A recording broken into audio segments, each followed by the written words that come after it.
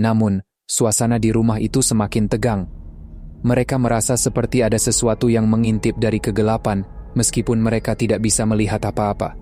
Suara-suara aneh mulai terdengar di luar ruangan, seperti bisikan angin yang menakutkan. Malam semakin larut, dan kelompok itu memutuskan untuk bersiap-siap tidur. Mereka membentangkan matras dan tidur dalam satu ruangan untuk merasa lebih aman. Namun, tidur mereka tidak nyenyak. Suara-suara aneh terus terdengar di seluruh rumah, dan bayangan-bayangan yang menakutkan muncul di sudut-sudut gelap. Pada tengah malam, ketika semuanya mulai tertidur, Santi terbangun karena merasa sesuatu yang aneh.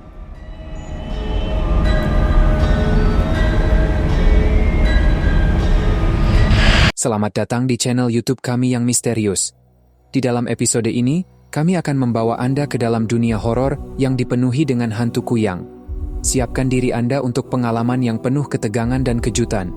Jangan lupa untuk like, subscribe, dan bagikan video ini kepada teman-teman yang juga suka horor. Selamat menonton. Berkisah di sebuah desa kecil yang terletak jauh dari pusat kota, terdapat sebuah rumah tua yang telah lama ditinggalkan oleh pemiliknya. Rumah tersebut dikelilingi oleh pepohonan yang rimbun dan semak belukar yang menjadikannya tampak sangat terpencil. Konon, rumah itu dihantui oleh seorang hantu kuyang yang dulu pernah tinggal di sana. Kisah seram tersebut telah menjadi pembicaraan di seluruh desa, dan penduduk setempat selalu menjauhi rumah itu pada malam hari. Desa itu adalah tempat di mana semua orang saling mengenal satu sama lain. Mereka hidup dalam harmoni dan kebersamaan. Tetapi cerita tentang hantu kuyang selalu membuat mereka merasa cemas. Beberapa penduduk desa pernah mencoba mendekati rumah itu pada siang hari. Tetapi, mereka selalu merasa ada aura yang aneh mengelilingi bangunan tersebut. Salah satu yang tertarik dengan cerita-cerita seram itu adalah sekelompok teman. Mereka adalah para petualang yang selalu mencari pengalaman baru dan keberanian untuk menjelajahi tempat-tempat yang menakutkan. Kelompok ini terdiri dari 4 orang, Andi, Maya, Dito, dan Santi. Mereka selalu tertarik dengan cerita-cerita mistis dan berusaha mencari tahu kebenaran di baliknya. Suatu malam, ketika duduk bersama di kafe desa, Andi mengusulkan ide yang tidak biasa. "Bagaimana jika kita menginap di rumah kosong itu?" katanya, menunjuk ke arah rumah tua yang dikenal sebagai rumah kuyang. Maya, yang selalu bersemangat mencari petualangan, tersenyum lebar. "Itu akan menjadi pengalaman yang luar biasa," katanya dengan bersemangat. Dito dan Santi tampak ragu. Mereka tidak sepenuhnya yakin apakah mereka harus mencoba. "Apa kalian yakin ini ide yang baik?" tanya Dito, menatap teman-temannya dengan khawatir. Andi meyakinkan mereka, "Tenang saja, ini hanya untuk kesenangan. Kita akan menginap di sana sebentar saja, tidak lebih dari semalam. Itu tidak akan membahayakan kita." Setelah beberapa pertimbangan, Dito dan Santi akhirnya setuju. Mereka merasa bahwa ini adalah kesempatan untuk membuktikan bahwa cerita-cerita seram tersebut hanyalah mitos belaka. Malam itu, kelompok itu bersiap untuk pergi ke rumah kuyang. Mereka membawa peralatan camping, lampu senter, dan kamera untuk merekam pengalaman mereka. Ketika mereka tiba di depan rumah tua itu, bulan purnama bersinar terang, dan angin malam membawa suara-suara aneh yang membuat bulu kuduk mereka merinding. Rumah itu tampak semakin menyeramkan di bawah cahaya bulan. Pintu masuknya sudah lapuk dan sebagian besar kaca jendelanya pecah. Dengan hati-hati, mereka memasuki rumah itu. Udara dalam ruangan terasa dingin dan berdebu.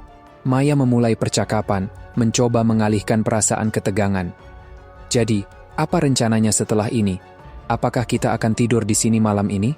Andi menjawab, "Iya, tapi sebelum itu, mari kita menjelajahi rumah ini. Kita bisa mencari tahu apakah ada bukti tentang keberadaan hantu kuyang di sini." Mereka mulai menjelajahi setiap sudut rumah itu. Ada ruangan yang dipenuhi dengan berbagai barang-barang tua, seperti meja makan yang rusak, kursi kayu yang lapuk, dan bahkan buku-buku yang berserakan di lantai. Sementara mereka berkeliling, mereka merasa seperti ada mata yang memperhatikan setiap gerakan mereka, tetapi mereka tidak melihat apapun. Tiba-tiba, Dito menemukan sebuah buku harian tua yang tergeletak di lantai.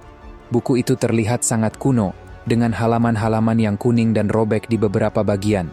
Dengan rasa ingin tahu, dia membuka buku itu dan mulai membacanya. Buku harian itu ternyata milik seorang gadis bernama Lina yang dulu tinggal di rumah itu. Dia menulis tentang kehidupannya, teman-temannya, dan keluarganya. Namun, ada satu hal yang menarik perhatian mereka. Lina sering mencatat pengalaman-pengalaman aneh yang dia alami di rumah itu. Dia menggambarkan suara-suara aneh di malam hari, bayangan-bayangan yang melayang, dan perasaan bahwa ada sesuatu yang selalu mengikutinya. Andi membaca sepotong catatan yang menggambarkan suatu malam ketika Lina merasa dihantui oleh hantu kuyang. Dia menjelaskan bahwa dia melihat bayangan wanita dengan sayap kelelawar yang melayang-layang di sekitar rumah, mencari sesuatu. Itu adalah pengalaman yang sangat menakutkan baginya, dan dia merasa bahwa hantu kuyang itu adalah roh jahat. Maya mengangkat kepala dari buku harian itu dan berkata, "Mungkin cerita-cerita ini bukanlah sekadar mitos. Mungkin ada kebenaran di baliknya."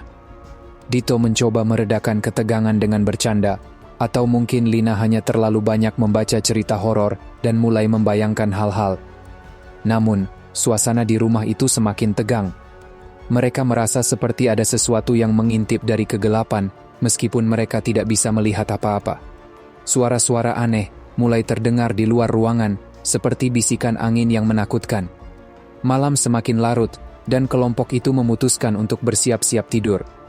Mereka membentangkan matras dan tidur dalam satu ruangan untuk merasa lebih aman.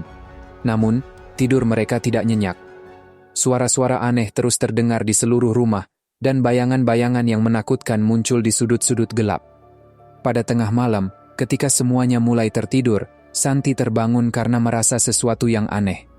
Dia melihat ke sekeliling dan melihat bayangan hitam yang melayang di langit-langit kamar tidur. Bayangan itu terlihat seperti wanita dengan sayap kelelawar yang menakutkan. Santi berusaha untuk tidak berteriak dan membangunkan teman-temannya.